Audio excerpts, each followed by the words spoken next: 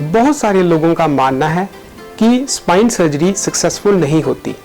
आज मैं आपके साथ अपने एक पेशेंट की सक्सेसफुल स्पाइन सर्जरी की केस हिस्ट्री डिस्कस करूंगा, जिससे कि आपकी ये धारणा बदल जाएगी। मैं doctor Bharat Gupta, neurosurgeon, Cardinova hospital Jalandhar में काम करता हूं। मेरे पास एक 24 साल का यंग लड़का मनजोत सिंह 3 महीने पहले मेरी ओपीडी में आया था।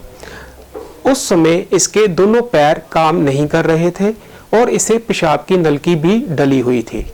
जब मैंने इसकी हिस्ट्री पूछी तो इसको 1 महीने पहले हाई ग्रेड फीवर हुआ था। इसने गांव में अपनी जांच कराई, जिसमें कि इसका डेंगू फीवर पॉजिटिव आया था। इसने उसका ट्रीटमेंट लिया और 5 दिन के बाद इसका फीवर उतर गया।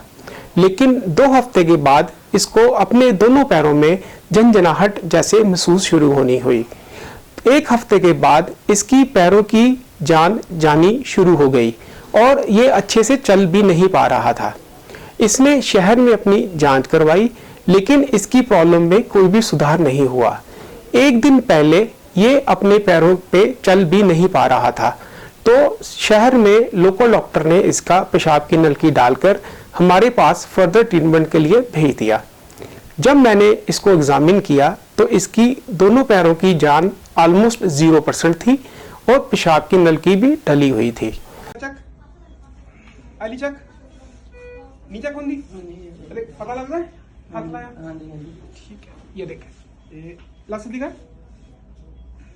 शाबाश, सीधी कर, वेरी गुड,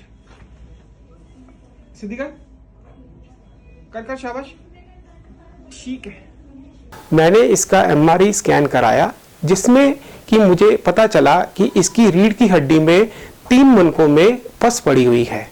मैंने इन्वेस्टिगेशन कर इमरजेंसी में इसकी सेम डे में सर्जरी की और इसको बाकी की दवाइयां भी शुरू की। 3 दिन के बाद इसके पैरों में हल्की सी सेंसेशन आनी शुरू हो गई। इसके बायोप्सी कल्चर में स्टैफ ऑरियस नाम का एक बैक्टीरिया आया था और हमने उसके अकॉर्डिंगली इसको 10 दिन IV एंटीबायोटिक्स दिए। 10 दिन के बाद मैंने पेशेंट को डिस्चार्ज किया। उस समय इसके पैरों में 20 से 30% जान आ चुकी थी। इसको हमने 2 हफ्ते और खाने के लिए एंटीबायोटिक्स दिए।